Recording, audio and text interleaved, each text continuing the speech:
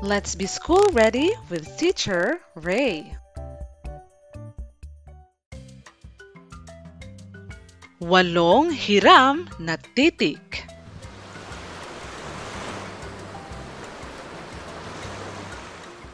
Handa na ba mga bata?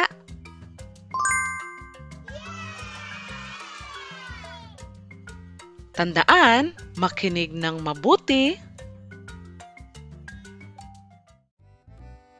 Ang alpabetong Filipino ay may 28 titik.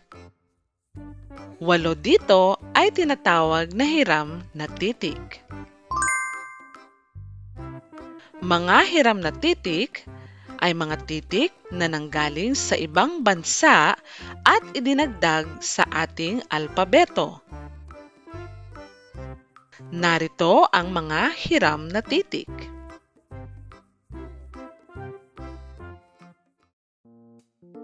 Titik C.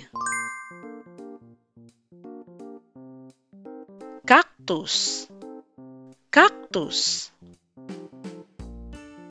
Camera. Camera. Carrot. Carrot.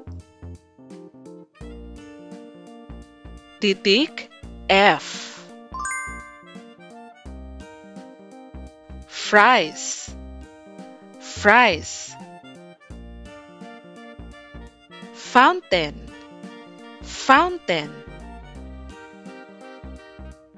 Folder. Folder.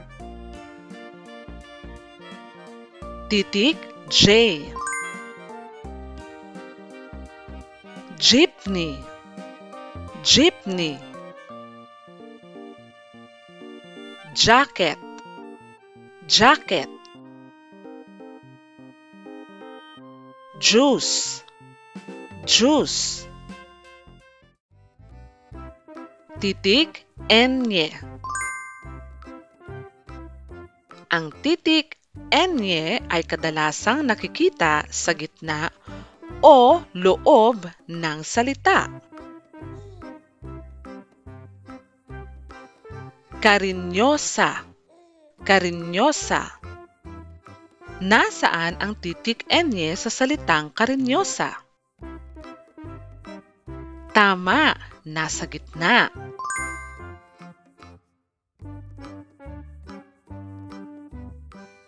Piñata. Piñata. Nasaan ang titik N sa salitang piñata?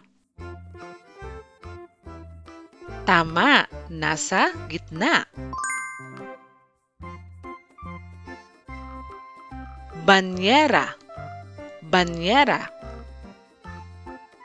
Nasaan ang titik N sa salitang banyera? Magaling, nasa gitna. Titik Q. Quezon. Quezon. Quail. Quail.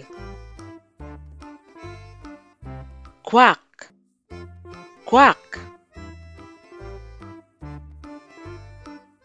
Titik V. Vinta. Vinta. Vacuum. Vacuum. Van. Van. Titik X. Ang titik X ay maaaring makita sa unahan o gitna ng salita. X-ray. X-ray. Nasaan ang titik X sa salitang X-ray? Tama, nasa unahan. Taxi. Taxi.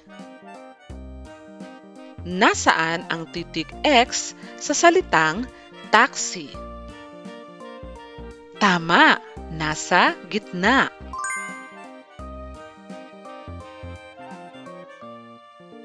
Xylophone. Xylophone. Titik Z. Zipper. Zipper. Zebra. Zebra. Zigzag. Zigzag. Bigkasin ng sabay-sabay.